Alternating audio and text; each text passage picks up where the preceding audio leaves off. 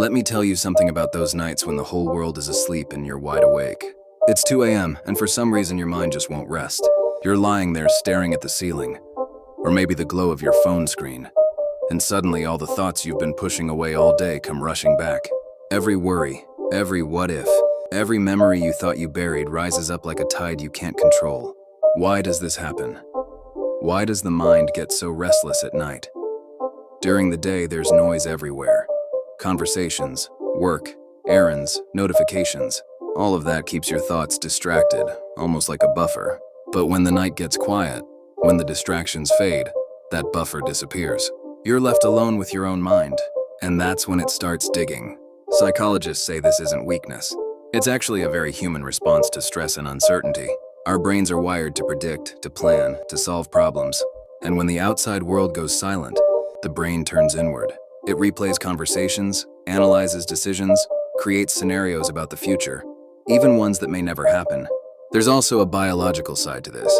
Late at night, the part of your brain that helps with rational thinking, the prefrontal cortex, starts to tire out. Meanwhile, the amygdala, the part that handles emotions and fear, becomes more active. That's why tiny problems suddenly feel huge at 2 a.m. Memories play a role too. You might suddenly think about something that happened years ago. A regret, a random comment, a moment you thought you'd forgotten. The brain is always looking for meaning and patterns, and in the quiet of night, it won't stop searching. And then there's identity. During the day, you're busy being a student, a friend, a professional, a son or daughter. But at 2 a.m., when all the masks are off, you're just yourself. And that can bring tough questions. Am I doing enough? Am I making the right choices? Who am I really? These questions don't have quick answers, but the mind demands them anyway. The truth is, overthinking isn't all bad. Reflection and self-questioning can lead to growth and problem-solving, if it's directed in the right way. The problem is when it turns into a loop with no resolution. That's when it becomes exhausting. Stress hormones make it worse. Normally, cortisol, the stress hormone, drops at night so you can relax. But if you've had a stressful day, it can stay elevated. Your body might look calm, but your mind feels like it's running marathons. And the more you try to force your mind to stop, the worse it gets.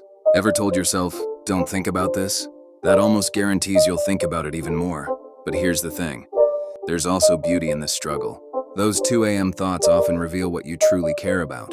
Your fears, your hopes, your desires. They force you to face questions you usually avoid in the rush of the day. That's not weakness, that's being human. So what can you do? Instead of fighting your thoughts, try to just observe them. Let them come and go without judgment. Mindfulness, breathing exercises, or even writing them down in a journal can help quiet the mental storm. Many psychologists suggest keeping a notebook by your bed. When a worry pops up, write it down. Your brain registers that it's been acknowledged and it often lets go, at least for the night. The most important thing to remember is this. Overthinking at night is not proof that you're broken. It's proof that you care. You care about your life, your choices, your future. That restless energy is part of being alive.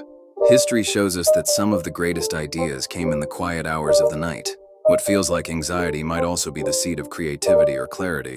So the next time you're awake at 2 a.m. with your mind racing, remember, you're not alone. Across the world, millions of people are lying awake, wrestling with the same thoughts. It's a universal experience, part of being human. Those long, quiet hours don't mean you're failing. They mean you're alive, you're thinking, you're trying to make sense of your life. And maybe that's the most human thing of all.